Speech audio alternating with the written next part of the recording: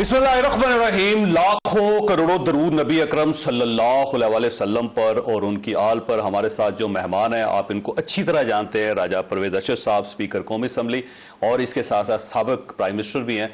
बहुत एक्सपीरियंस्ड सियासतदान है और इनका जो विजन है वो आज भी आप देखेंगे और हमेशा पाकिस्तान में देखते रहे। साहब आपका बहुत बहुत शुक्रिया। ये फरमाइएगा सर कि इलेक्शन का ख्याल सबका यही है कि शायद 28 जनवरी को हो जाएंगे, क्योंकि आज किसी वक्त भी इलेक्शन कमीशन आज या कल तारीख दे देगा। तो अब 28 जनवरी को जब इलेक्शन होंगे तो आप ये समझते हैं कि वो जो इलेक्शन है वो ठीक होंगे और सबके लिए एक्सेप्टेबल होंगे उनके नताइज? शुक्रिया जावेद साहब। मैं समझता हूँ जी कि इलेक्शन ठीक होने चाहिए, ठीक। इसके अलावा कोई जो है ना जी, मैं समझता हूँ कि तरीक़ाकार नहीं है कि एक अच्छी जमहूरियत का, एक मजबूत पार्लियामान का और एक ऐसे इलेक्शन का जिस पे कोई उंगली ना उठा सके। शायद चंद उंगलियां या एक आध एतराज़ तो आ जाता है, लेकिन ओवरऑल जो है वो एक्सेप्टेबिलिटी हो और आम आदमी जो है उसको एक्सेप्ट करे कि ये फ्री एंड फेयर और इम्पार्शल इंतखाबात थे। ये रिक्वायरमेंट है जी। इसके अलावा अगर हो, आपने देखा होगा कि बदकिस्मती से हमने हमेशा ये कोशिश की, ये पहला मुल्क है जहाँ निगरान हुकूमत है। सही बात है और मुसलसल चल रही है। और निगरान हुकूमत के बावजूद अगर एतराज़ात आए तो ये तो और ज़्यादा बदकिस्मती की बात होती है। और आपने देखा होगा कि हर इलेक्शन में कोई ना कोई एक नई मुसीबत खड़ी हो जाती है। जब इलेक्शन को एक्सेप्टेबिलिटी नहीं मिलती है तो उस हुकूमत को भी एक्सेप्टेबिलिटी नहीं मिलती। ठीक है, उस पर एतराज़ात होना शुरू हो जाते हैं। उस हुकूमत को जो डिलीवर करना होता है वो करने के बजाय वो अपने डिफेंस करती रहती है, अपने मामलात को और अपने इलेक्शन के मामलात को क्लियर करते करके उसके 3-4 साल गुजर जाते हैं। तो जावेद साहब, कोई ऐसा तरीका तो होना चाहिए इस मुल्क में। अभी हम लोग बहुत 75-76 साल के हुए हैं एज ए मुल्क कि हम कोई ऐसा तरीका करें जिससे इंतखाबात की एक्सेप्टेबिलिटी हो और आम आदमी, आम वोटर के ये जहन में हो कि जो मैंने वोट डाला था वो सही था और उसका रिजल्ट भी ठीक आया। चला डाउट्स हैं आपको कि शायद ये इलेक्शन कंट्रोवर्शियल हो जाएंगे? ये भी पिछले मेरी ख्वाहिश है कि ये ठीक हों और मुझे ख्याल है कि इंशाल्लाह ताला अब इतने एक्सपीरियंसेस जो हमारे गलत हुए हैं उसके बाद ये ज़रूर कोशिश होगी कि ये इंतखाब जो हैं ये बहुत अच्छे हों, एक्सेप्टेबल हों, कोई इस पर एतराज़ात ना हो और आम आदमी जो है उसको साफ शफाफ इंतखाबात। लेकिन अब सवाल ये है कि क्या ये निगरान हुकूमत और ये इलेक्शन कमीशन एक इम्पार्शियल इलेक्शन करवा सकेगा जिसे शफाफ कहते हैं, गैर जानबदार कहते हैं? जावेद साहब, मैं आपको बताऊं कि हम खुद ही हैं ना जी, बंदे तो यही हैं पाकिस्तान में, बाहर से तो किसी ने आना नहीं है। तो इसके लिए मैं आई विश कि ये कराएंगे। ये लोग एक्सपीरियंस्ड लोग हैं, पढ़े लिखे लोग हैं, हालात को जानने वाले लोग हैं और जो हम बात कर रहे हैं इनके जहन में भी है कि मुल्क के लिए ज़रूरी है, क्योंकि इलेक्शन मेक और ब्रेक होता है जी। जिस वक्त आप इलेक्शनरिंग निज़ाम में जाते हैं जावेद साहब, तो एक पूरे मुल्क पर एक नज़ा की सूरत हाल होती है। तमाम काम रुक जाते हैं, तमाम सिस्टम जो है वो स्टैंड स्टिल हो जाता है। फिर उसका भी अगर आउटकम अच्छा ना निकले और वो भी हम एक दूसरे से दस्तों गिरेबां हों, एक दूसरे का चेहरा नोच रहे हों, एक दूसरे को गालियां दे रहे हों, एक दूसरे पर एतराज़ात उठा रहे हों, तो ये बड़ी बदकिस्मती है। लेकिन आप पाकिस्तान पीपल्स पार्टी का नैरेटिव सर मुख्तलिफ है। जिस पार्टी के साथ आपका ताल्लुक है वो तो इस निगरान हुकूमत को पाकिस्तान मुस्लिम लीग नून की बी टीम कह रहे हैं, बल्कि खुर्शीद शाह साहब तो कह रहे हैं ए टीम है। तो वो पहले से ही पाकिस्तान पीपल्स पार्टी को डाउट है कि ये बी टीम है, नून लीग की, ज़्यादा इलेक्शन ठीक नहीं हो सकेंगे। जावेद साहब, इसीलिए मैं ये कहता हूँ कि हर वो इकदामात करने चाहिए जिससे जो है ना वो शकूक दूर हो सके। अगर कोई ऐसी बात है जिससे इतने सीनियर लोगों को या इतनी बड़ी पार्टी के जहन में ये बात आई है तो हर मुमकिन कोशिश होनी चाहिए कि उनके अगर कोई ऐसे डाउट हैं और वो दूर किए जाए, रफा किया जाए उनकी अगर कोई शिकायत है तो। वैसे वो कह रहे हैं कि पीपल्स पार्टी कह रही है कि लेवल प्लेइंग फील्ड नहीं दी जा रही है। अब दो पार्टीज हैं जो एतराज कर रही हैं, एक पाकिस्तान पीपल्स पार्टी कर रही है और दूसरा पीटीआई कर रही है। तो दोनों पार्टीज की जो रिजर्वेशन है, आपका ख्याल उसके अंदर जान है या नहीं है? देखें जी, सियासत में तो देखें ना, एक अगर आप इसका नजर गैर जायजा लें तो आप देखते हैं कि जो मारूजी हालात होते हैं उसके मातहत ही सियासत भी होती है। कल के मारूजी हालात ये थे कि 13 पार्टियां इकट्ठी थी। ठीक, सब ने मिलकर 15-16 माह इस हुकूमत को चलाया और एक बहुत अच्छा एक्सपीरियंस था। ठीक। मेरे नज़दीक बतौर स्पीकर में अगर देखता हूँ तो मैं समझता हूँ कि ये बलोगत की निशानी थी सियासत में कि बालग है अभी हमारी सोच, और हमने इतने मैं समझता हूँ कि मुख्तलिफ ख्याल जमातों ने मिलकर एक कारोबार सल्तनत चलाया। तो इस तरह मैं समझता हूँ हर चीज़ मुमकिन है। वो बैठे अगर और उन इलेक्शन कमीशन बुलाए पार्टीज़ को जिनके कोई एतराज़ात हैं, तो उनसे पूछे कि आप बताइए क्या एतराज़ात हैं आपको, और अगर वो एतराज़ात उनके जेन्युइन है तो फ़ौरन दूर किया जाए। इसलिए क्योंकि सियासी जमातें आपस में तो ये छोटी मोटी जो है वो मामलात होते रहते हैं, ख़ास तौर पर इंतखाबात के दिनों में, लेकिन इलेक्शन कमीशन जो है वो जिसको भी कोई शिकायत हो, जिसकी तरफ से कोई एतराज़ आए, उसको बुला लिया जाए, उससे पूछ लिया जाए कि बताइए क्या मसला। लेकिन पाकिस्तान पीपल्स पार्टी ये इंप्रेशन दे रही है राय साहब कि अगला जो प्राइम मिनिस्टर है वो नवाज शरीफ ही है। अब पाकिस्तान मुस्लिम लीग नून को यकीन नहीं जितना पाकिस्तान पीपल्स पार्टी हुई। नहीं, मैं नहीं समझता, ये कोई इंप्रेशन नहीं है। मैं ये समझता हूँ कि मेरे साथ तो जो बात हुई है उसमें हर जमात ये समझती है, मैं समझता हूँ कि पाकिस्तान पीपल्स पार्टी की अगर मैं आपको बात बताऊँ, वो तो समझते हैं कि अगला वज़ीर आज़म हमारा होगा। ठीक है, ठीक है। नहीं, वो एतराज़ कर रहे हैं, वो ये कह रहे हैं कि मियां नवाज शरीफ को बहुत ज़्यादा सपोर्ट दी जा रही है और उनको बाकायदा पहले ज़मानत दे दी कि फिर जलसा करने की उनको दे दिया गया, मौका दे दिया गया, और उनको फुल सपोर्ट दी जा रही है कि वो अगले प्राइम मिनिस्टर वही हों। देखिए, अगर कोई, यही तो मैं कह रहा था ना कि ये अगर कोई किसी के जहन में बात है, पीपल्स पार्टी के जहन में है, तो मैं समझता हूँ कि इलेक्शन कमीशन को ये बात जो है इसको क्लियर कर लेना चाहिए। दूसरी बात यह है जी कि मियाँ मोहम्मद नवाज शरीफ साहब जो मुल्क में आए हैं तो ये खुशाइंद बात है। ठीक है, देखे ना, ये मैं तो इसके भी खिलाफ हूँ कि किसी को जलावतन किया जाए, किसी के लिए ऐसे हालात पैदा कर दिए जाएं कि वो मुल्क छोड़ने के अलावा उसके पास कोई चारा ना हो। उस वक्त जो रिमार्क्स दिए गए थे इनके बारे में, मैं उसके भी खिलाफ हूँ कि एक 2 दफ़ा या 3 दफ़ा जो प्राइम मिनिस्टर रहा हो उसको आप सिसिलियन माफिया कहना शुरू कर दें। अब भी मैं कहता हूँ कि तहम्मुल, सब्र और बिल्कुल टॉलरेंस के साथ एक दूसरे को बर्दाश्त करके सियासत करें। इस मुल्क के लिए सियासत करना है, ये किसी की ज़ात की सियासत नहीं है, ये तो मुल्क की अगर इस सियासत से मुल्क को नुकसान हो जाए तो फिर क्या फ़ायदा है सियासत का। जावेद साहब, आप तो इतने एक्सपीरियंस्ड और माशाल्लाह हालात पर नज़र रखने वाले जर्नलिस्ट हैं, तो हमें वो सियासत करनी है जिससे मुल्क का फ़ायदा हो। अच्छा, ये फरमाइए सर, इमरान खान साहब को जेल में रख के ये जो इलेक्शंस होंगे, क्या उन इलेक्शंस को वाकई गैर जानबदार शफाफ समझा जाएगा या हो जाएगा, हो सकता है ये? देखिए, मैं आपको बताऊं कि इमरान खान की शायद सारे जितने भी उस पर एलिगेशंस हैं उसको जो है वो जो है ना जी उसको एक नज़रअंदाज किया जा सकता है मेरे ख्याल में। लेकिन जो 9 मई वाला वाक़या है, मैं बतौर पाकिस्तानी ये मैं बात कर रहा हूँ, ये 9 मई वाला वाक़या जो है ना जी, ये किसी को पाकिस्तानी को हजम नहीं हो रहा, किसी मुहिब वतन को हजम नहीं हो रहा।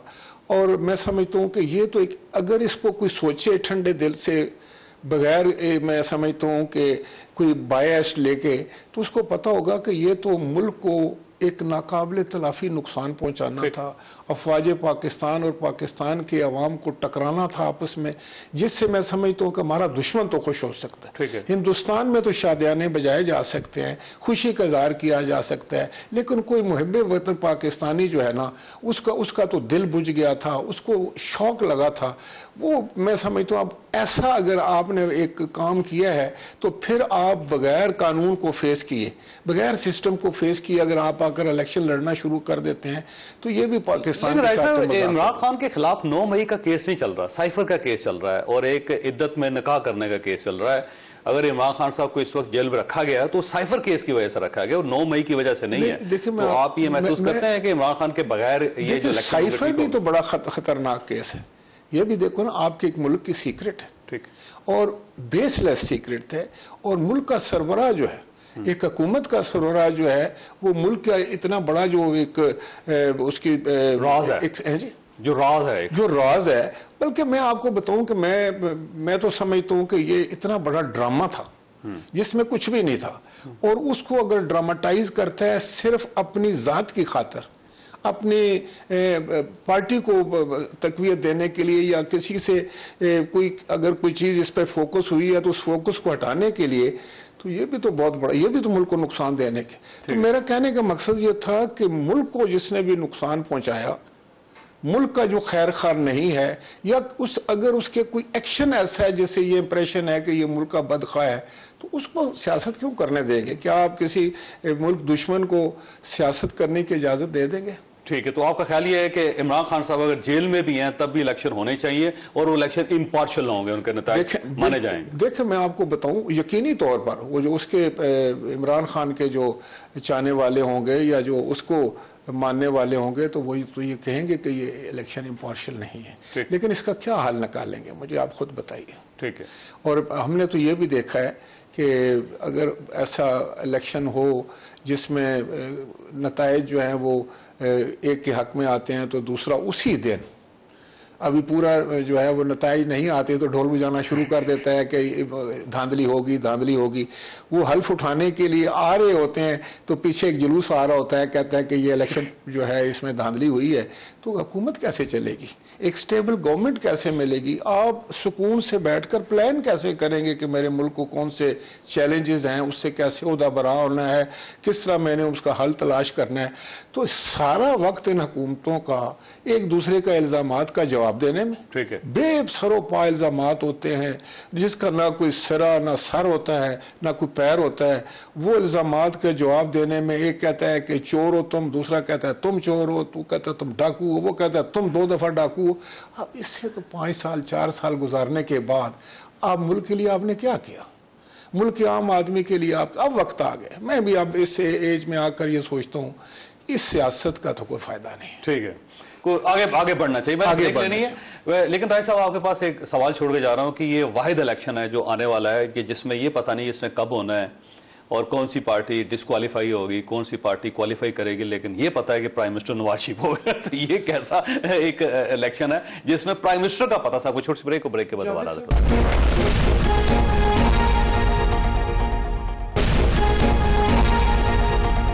प्रोग्राम में दोबारा खुश आमदीद। राजा परवेज साहब हमारे साथ तशरीफ रखते हैं। सर, ये इस इलेक्शन के बारे में ये कहा जाता है कि प्राइम मिनिस्टर अगला नवाज शरीफ है, इलेक्शन की तारीख का नहीं पता, तो कंट्रोवर्शियल तो पहले ही हो गया ये। देखिए, मैं आपको बताऊं, ये तो सियासी जमातों के पॉलिटिकल स्टैंड्स होते हैं, उनको करने भी चाहिए। वो एक तासुर क्रिएट करना होता है।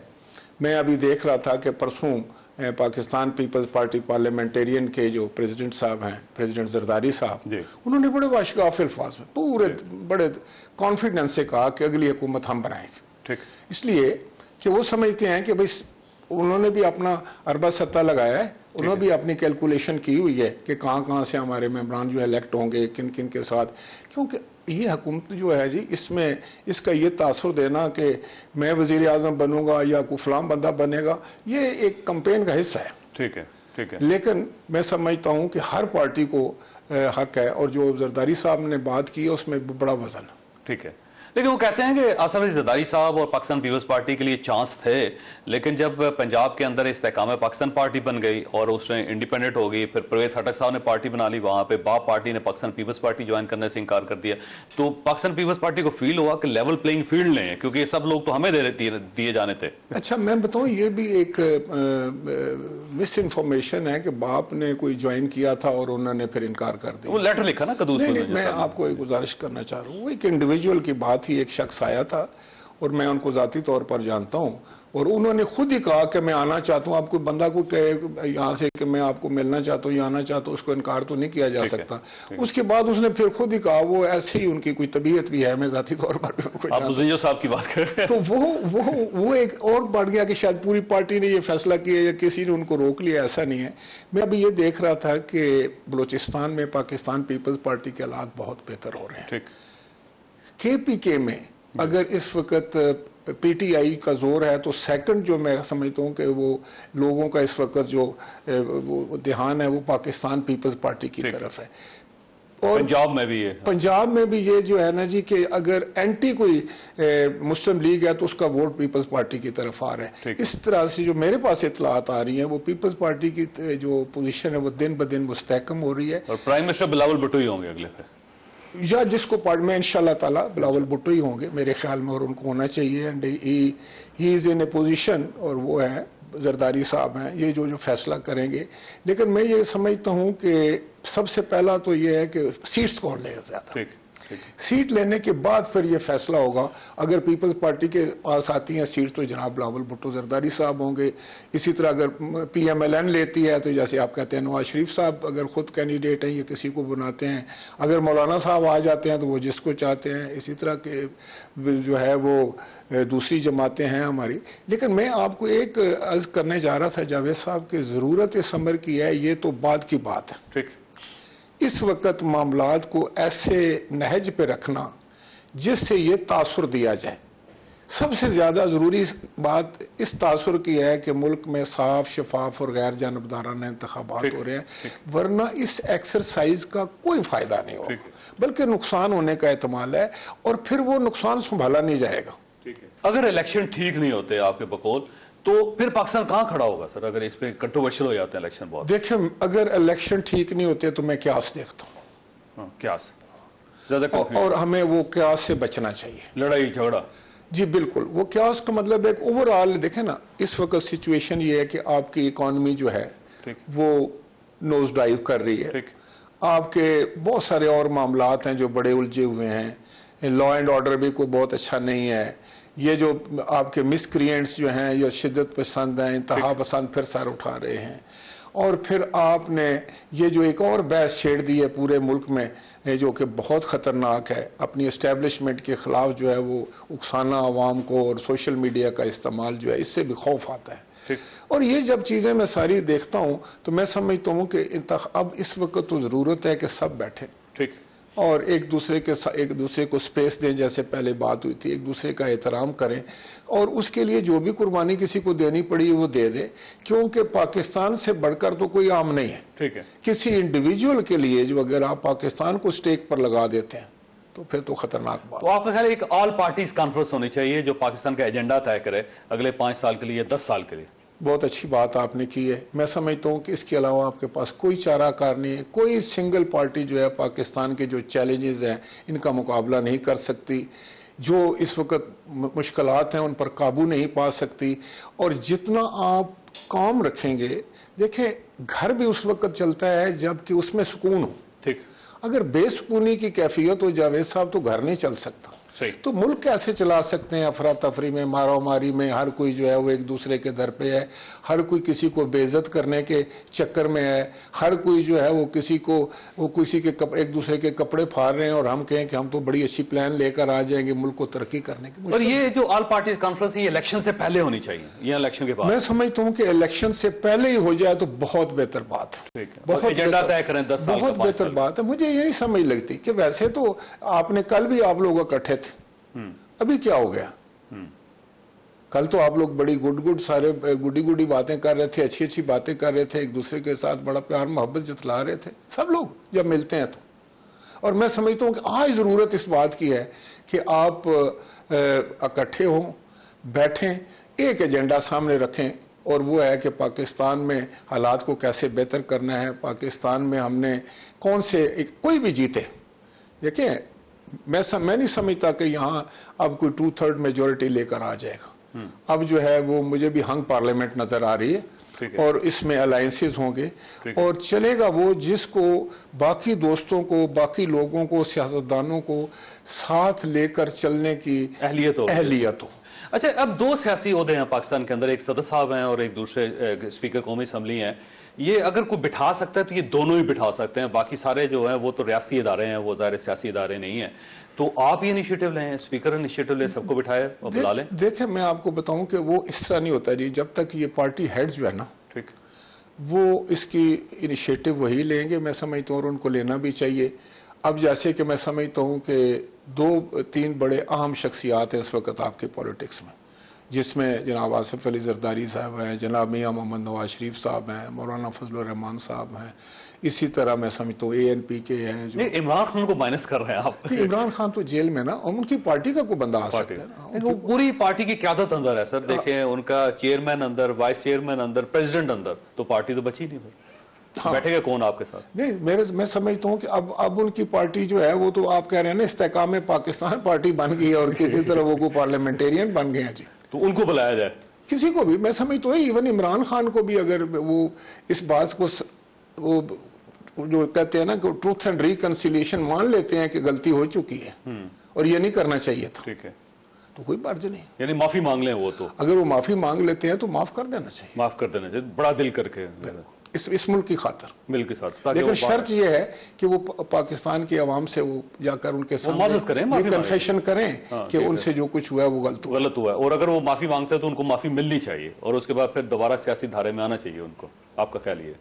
फिर पाकिस्तान के अवाम की भी तो एक सोच है ना, पाकिस्तान के अवाम का भी तो एक शऊर है ना, तो लेट्स डिपेंड ऑन दैट। ठीक है, अच्छा ये फरमाइएगा, आपका क्या ख्याल है कि आने वाले दिनों में अगर कोई सियासी मिसाक नहीं होता, कोई सियासतदान इकट्ठे नहीं बैठते और अलग अलग अपनी अपनी 1.5 फुट की मस्जिद बना लेते हैं, तो क्या फिर पाकिस्तान चल सकेगा या नहीं चलेगा?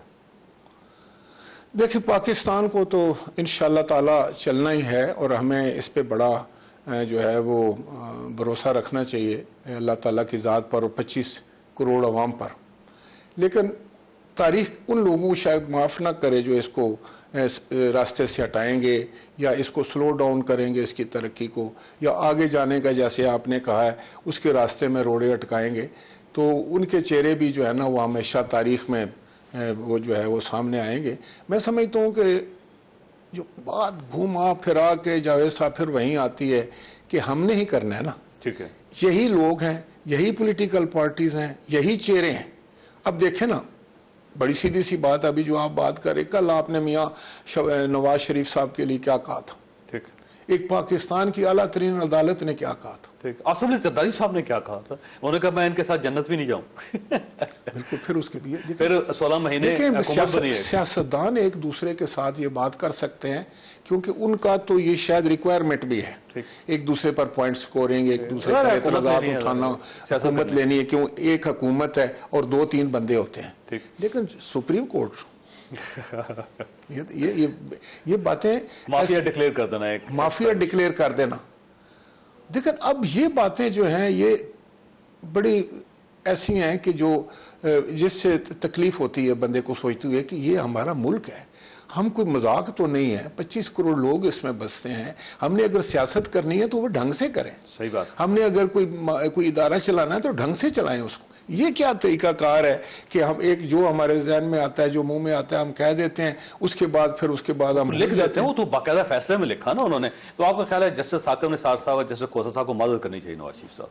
बिल्कुल, मैं इसी तरीके से मैं समझता हूँ कि यहाँ तो शहीद जुल्फ़िकार अली भुट्टो को फांसी पर लटका दिया गया और फिर माना गया कि ये जुडिशियल मर्डर है। हाँ। और उसके बाद जो है उनका रेफरेंस अभी तक पड़ा हुआ है। नहीं, वो आपके वो जो वकील थे वही उन्होंने पार्टी बदल ली ना सर, बाबर नहीं, वकील तो दूसरा आ जाता है। देखे ना, अगर काम करना हो, वकील तो हमारे पास वकला की तो कमी नहीं है ना। पीपल्स पार्टी की जमात है जिसमें सबसे ज्यादा वकील है। वो सारी पार्टीज में वकील ज्यादा है, इकोनॉमिस्ट एक भी नहीं है। हाँ जी, सब लोगों को कहीं ना मांग के वजीर खजाना लाना जी। अब अभी हमारी पार्टी ने, मैं समझता हूँ कि ये इकोनॉमी पे बड़ा काम किया है इन दिनों में, और वो मेरा ख्याल है। तो अगेन सवाल वही है कि जस्टिस साकिब निसार, जस्टिस खोसा प्रोग्राम में दोबारा खुशामदीद। राइट साहब, फरमाइएगा, अब जो नेक्स्ट गवर्नमेंट बनेगी, आप क्या समझते हैं कि वो गवर्नमेंट एक पार्टी चला सकेगी या कोलिशन गवर्नमेंट होनी चाहिए? ये जो पीडीएम का तजर्बा हुआ पिछले 16 साल का, उसको कंटिन्यू करना चाहिए या एक पार्टी को मौका देना चाहिए कि वो चला ले जिस तरह चलाती मुल्क को? एज ए पोलिटिकल मैं समझता हूँ वर्कर, सियासी कारकुन के तौर पे मैं कोई किसी एक पार्टी की जो है वो ओवरवेलमिंग मेजोरिटी नहीं देख रहा। ठीक, डिवाइडेड मैंडेट होगा और इसमें मैं समझता हूँ कि कामयाब वही होगा जिस तरह मैंने पहले कहा कि जो सबको साथ लेके चल सके, जो एक स्पेस दे सके किसी को। और जावेद साहब, ये जो 16 माह 15 माह का जो तजर्बा है पीडीएम का, या जो पीडीएम उस वक्त अगर उसको कहें कि 13 जमातें थी, ये बड़ा अच्छा तजर्बा था। ठीक है, मैंने इसको बड़ा क्लोजली वॉच किया और मैंने देखा कि कल के जो बड़े मुखालिफ थे, बड़े एक दूसरे के खिलाफ थे, उन्होंने हुकूमत में आके प्राइम मिनिस्टर के साथ मिलके बड़ी हार्मनी के साथ काम किया और एक अच्छी कैबिनेट के तौर पर काम किया। एक मुश्किल हालात में, जबकि आपको पता है, आप एक एक चीज़ को समझते हैं, कितने गंभीर मामलात थे, उसमें मैं समझता हूँ कि बिल्कुल एक अच्छे तरीके से वेल जेल्ड होकर उन्होंने काम किया। आप देखें कि प्राइम मिनिस्टर शहबाज शरीफ साहब और बिलावल भुट्टो भुट्टो साहब वजीर खारजा हैं, कितनी मेहनत हो रही है, किस तरह भाग रहे हैं, दुनिया में जा रहे हैं, लोगों को कन्विंस कर रहे हैं, और फिर प्राइम मिनिस्टर जो है वो उनको अप्रिशिएट कर रहे हैं, वो अपने प्राइम मिनिस्टर को तो ये फिजा कायम की जा सकती है ना जी। मैं समझता हूँ कि ये मॉडल जो है यही कामयाब मॉडल होगा,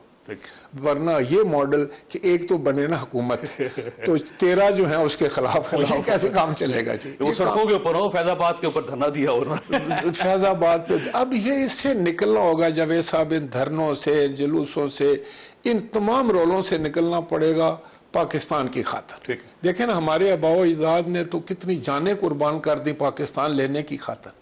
हम इतनी अपनी अना की कुर्बानी भी नहीं दे सकते, अपनी जात के मुफादात की कुर्बानी नहीं दे सकते पाकिस्तान को खुशहाल बनाने की। 16 महीनों की हुकूमत ही आप चाहते हैं उसको रेप्लिकेट होना चाहिए आगे, तभी पाकिस्तान चल सकता है। सर देखें, ये तो अभी हालात पर मुनस्सर है, लेकिन मैंने आपको ये बताया कि ये एक अच्छा तासुर था कि ये 16 महीने की हुकूमत ने मुख्तलिफुल ख्याल होने के बावजूद इन्होंने एक टीम की तरह अगर काम किया एक प्राइम मिनिस्टर के नीचे, तो ये खुशाइंद बात है। तो आपका ख्याल है मियां शहबाज शरीफ या नवाज शरीफ, अगर शहबाज शरीफ साहब बन जाते हैं प्राइम मिनिस्टर और साथ बिलावल भुट्टो साहब वजीर खजाना बन जाए, वजीर खारजा बन जाते हैं, कुछ वजीर खजाना जो हैं वो मौलाना फजल रहमान साहब की पार्टी में से ले लिया जाता है, तो फिर पाकिस्तान ज्यादा बेहतर तरीके से चल सकता है। अब पीपल्स पार्टी वालों से पूछेंगे तो वो तो कहेंगे कि बिलावल भुट्टो साहब प्राइम मिनिस्टर और बाकी कर लें, लेकिन मैं ये सोचता हूँ कि ये हालात पर मुनस्सर है। उस वक्त मेजोरिटी देख के किसकी कितनी, किसके पास मेंबर की मेजोरिटी है हाउस में, तो उस तरह ये फैसले किए जा सकते हैं।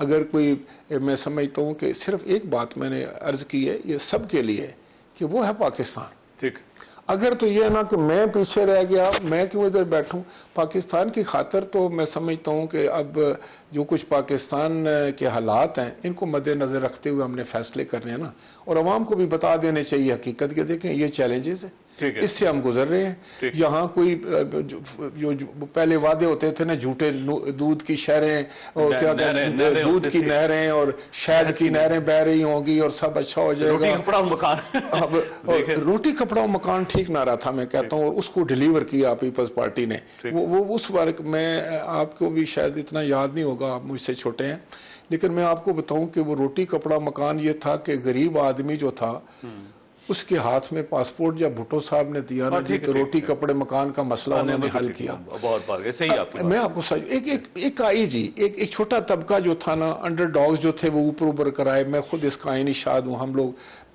लोअर मिडिल क्लास के लोग थे, हम वजारत उज़्मा तक पहुंचे, तो ये पीपल्स पार्टी का कमाल है। ये बात आपकी ठीक। मैं आपको बताऊं कि पीपल्स पार्टी को लोग उसके खिलाफ प्रोपेगेंडा बहुत है। दूसरा ये जो करते हैं ना वो बता नहीं सकते। अब 18वीं तरमीम जो हुई है, कॉन्स्टिट्यूशन को वापस लेकर आना, ये सिर्फ पीपल्स पार्टी का था। मुख्तलिफ सियासी आइन बनाया, आइन को रिवाइव किया, बलूचिस्तान को साथ लेके चले, बलूचिस्तान को साथ लेके चले। अभी मैं कश्मीर को साथ लेके चले। ये मैं आपको बताऊं कि जब जरदारी साहब आए दिन चीन चले जाते थे, लोग कहते थे चाइना में क्या कर रहे हैं। ये उस वक्त सी पैक जो है ना, ये इसकी वो शुरू हो चुकी थी। करेंसी स्वैप किया कि जी हम अपने करेंसी में आपको पैसे देंगे, आप हमें चाय दे दें श्रीलंका के साथ, इसी तरीके से दूसरे ममालिक के साथ।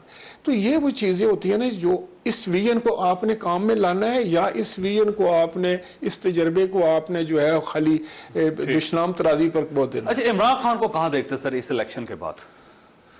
मैं समझता हूँ जी कि इमरान खान को देखने की बात नहीं है। मैं समझता हूँ कि इमरान खान को अपनी पोजीशन क्लियर करनी चाहिए।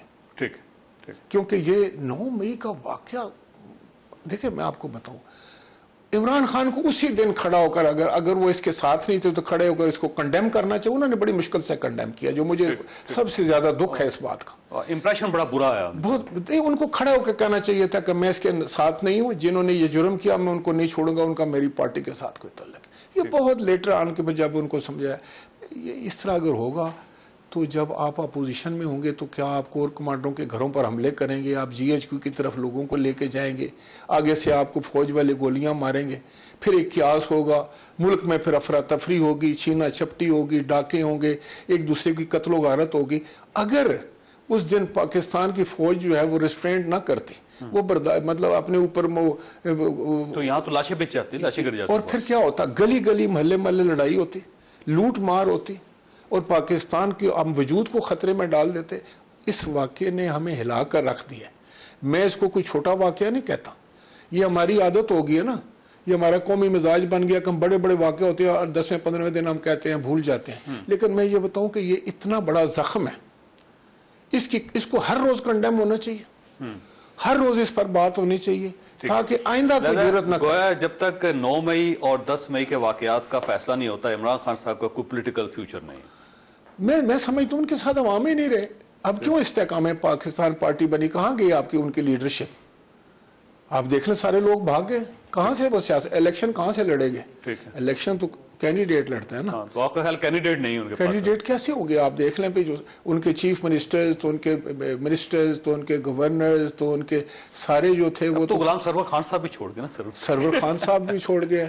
और ये देखें कि आप खटक साहब ने उनके लिए बड़ा काम किया था, एक सीजन पॉलिटिशियंस थे।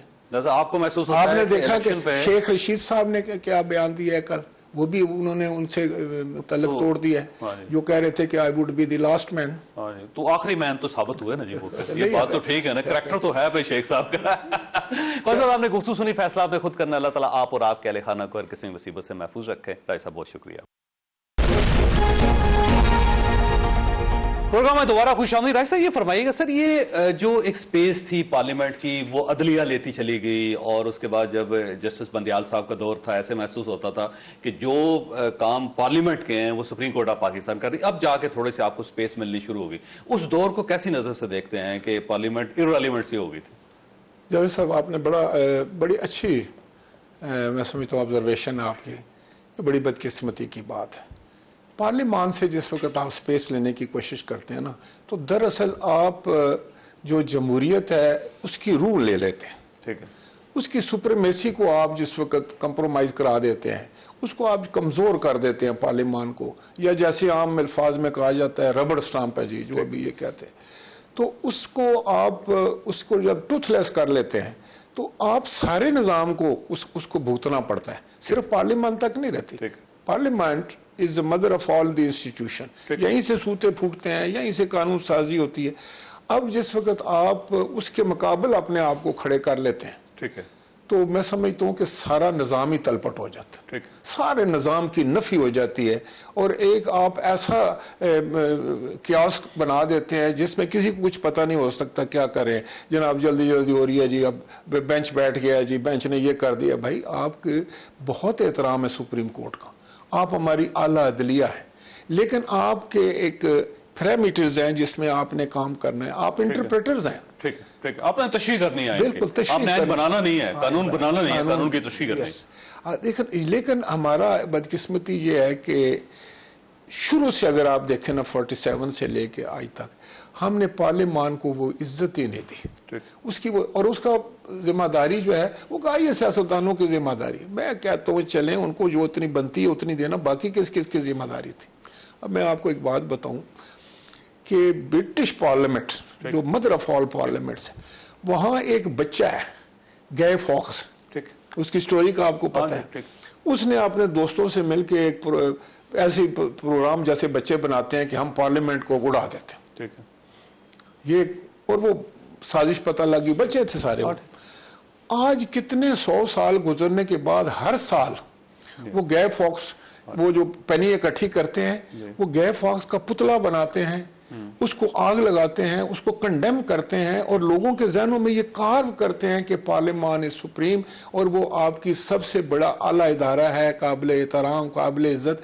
आपके जहन में कोई ऐसी बात नहीं आनी चाहिए। और ये कंडेमनेशन जो है ये कब से जारी है और थ्रू आउट द कंट्री होती है। अब सिर्फ एक बात पर आप गौर करें, हमारा तो मैं समझता हूँ कि अल्लाह करे ये पार्लियामान को भी हम इज्जत दे सकें, तौकीर दे सकें। उसमें पार्टीज़ का ये है कि पार्टीज़ जब टिकट देती हैं तो ऐसे लोगों को दें जो इसके अहल हों, जो पार्लियामान में बैठने के आयल हों, जो वहाँ पर जाकर कंट्रीब्यूट कर सकें, जो कानून साजी कर सकें, जो समझते हों कि ये हम किस जगह पर बैठे हैं।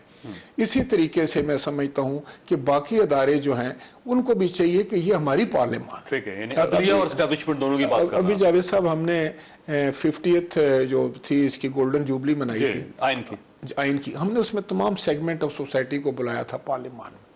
मकसद ये था कि पार्लिमान और अवाम के दरमियान जो एक मोहब्बत का, इज्जत का रिश्ता है वो कायम किया जा सके। खाली बाहर बंदूकें उठाए लोग ना खड़े हों कि यहाँ नहीं को आ सकता, हमने तो खोल दिया था। मैंने तो आकर ये जितने जर्नलिस्ट के लिए थे इसके लिए पूरी पार्लियामान खोल दी थी।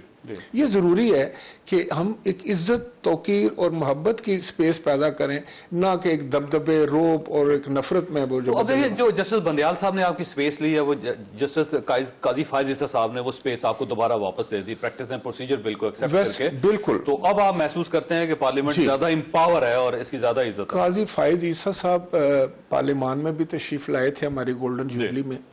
मैंने देखा कि वो बड़े अपराइट और बड़े क्लियर हेड हैं। आपकी इनविटेशन पे आए थे वो? जी, मैंने उनको दावत दी थी और मैं उनका मशकूर हूँ, वो आए थे। मैंने तमाम जजेस को दी थी, तमाम पाकिस्तान के जजेस को दी थी। कुछ ने मुझे खतूत भी लिखे और माजरत की कि वो किसी वजह से नहीं आ सके, लेकिन काजी फायज ईसा साहब आए, इन्होंने बहुत अच्छी तकरीर की वहाँ पर। और मैं समझता हूँ कि इन्होंने आके ये एक बड़ा, देखिए जज का मतलब यही होता है कि वो इंसाफ करें, और जब आप इंसाफ करेंगे तो उस जज को पता है कि पार्लियामान को कहाँ तक हमने रखना है, जुडिशरी का क्या रोल होगा। अभी जो रिसेंटली मैं समझता हूँ जितने भी इनके रिमार्क्स आए हैं, ये जो फैसला है, उससे ये ज़ाहिर होता है कि अल्लाह करे हम इस तरफ अगर चल पड़ें, पार्लियामान को इज़्ज़त दें, पार्लियामान को तक़वियत दें, पार्लियामान को हम ये दिल से सोचें कि ये हमारी जो है वो आला तरीन अदारा है और इसकी इज़्ज़त और तकरीम होगी तो हमारी इज़्ज़त और तकरीम होगी।